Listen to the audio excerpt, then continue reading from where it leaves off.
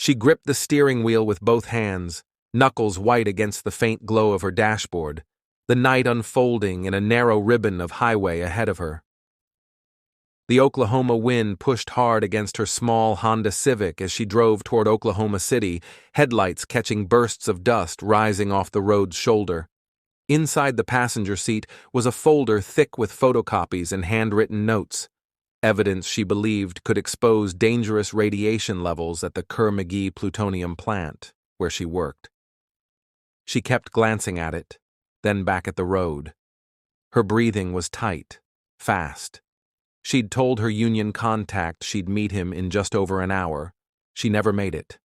To understand how she ended up alone on that stretch of Highway 74, you have to go back to the weeks before, when her skin first started to sting. Karen Silkwood was a 28-year-old lab technician and union representative at the Cimarron plutonium fabrication plant near Crescent, Oklahoma.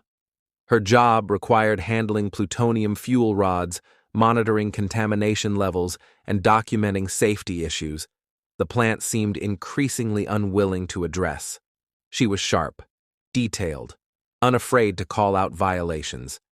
And she had started to notice patterns: containers left open, damaged glove boxes, missing plutonium inventory. It wasn't paranoia. She was seeing measurable contamination exceed limits again and again. Her concerns grew stronger after she and other workers were repeatedly contaminated, despite following procedure. On November 5, 1974, she clocked out after what felt like a routine shift.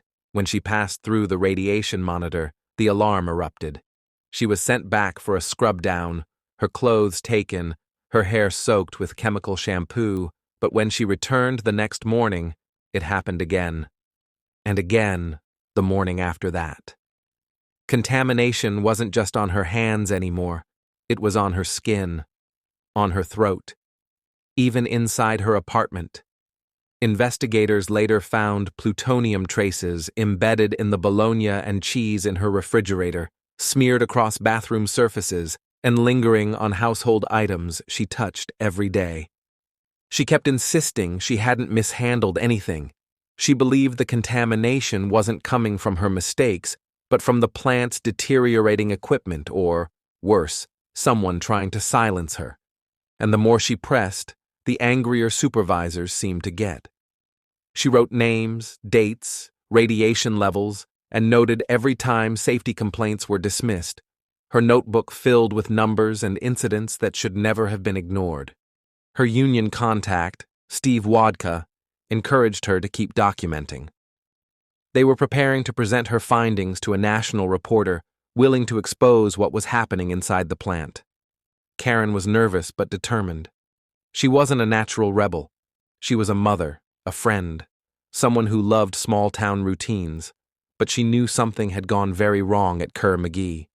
People were being put at risk, and she wasn't willing to stand by.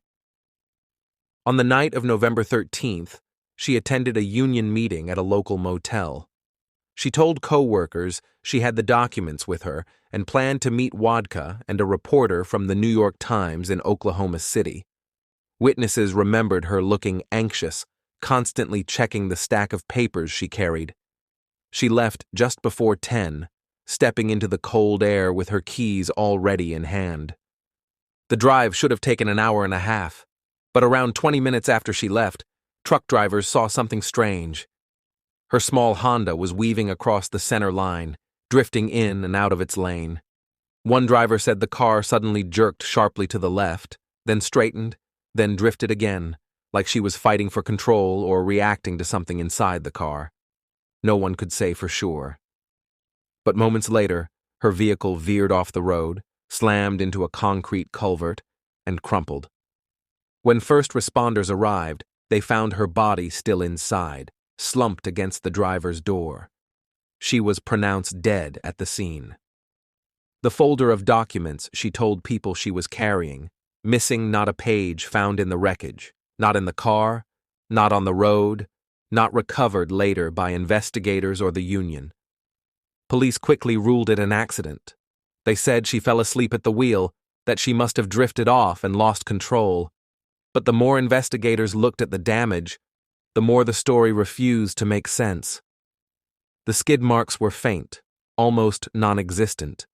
The impact was severe, but the steering column showed signs she might have been holding the wheel tightly at the moment of collision. There was talk from some experts that another vehicle might have forced her off the road. There were rumors she'd been followed earlier in the week, and the missing documents cast a shadow over everything. Her toxicology report only deepened the debate. The medical examiner found traces of quaaludes in her bloodstream, but not enough to conclusively explain falling asleep. They also couldn't explain how she had been contaminated with plutonium repeatedly outside the plant, or why her apartment had dangerous levels embedded into surfaces she hadn't touched during work hours. Nothing fit neatly together, and suspicion hardened fast. The company denied wrongdoing. They insisted she had no proof worth taking, but former co-workers supported her claims. Some had personally seen safety violations. Others had been contaminated too. Lawsuits followed. Years later, a civil jury concluded Kerr-McGee had indeed been negligent in its handling of plutonium and had failed to protect workers. The case was eventually settled, but the truth about what happened on that highway never emerged cleanly. Karen's wrecked Honda sat in storage for years. Photographs showed the front end crushed in, glass burst outward, and the driver's side buckled from the violent impact. It was the kind of damage consistent with a high-speed accident, but also consistent with being run off the road. Without the documents she carried, investigators were left with a gap that couldn't be closed. A missing link in the chain of events that night.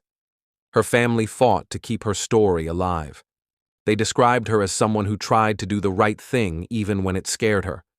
Someone who wanted to protect her co-workers, who believed no job was worth people being poisoned in silence. She had been preparing to hand over evidence she believed would expose a dangerous pattern inside the plant. She never got the chance. The highway where she died still feels isolated at night.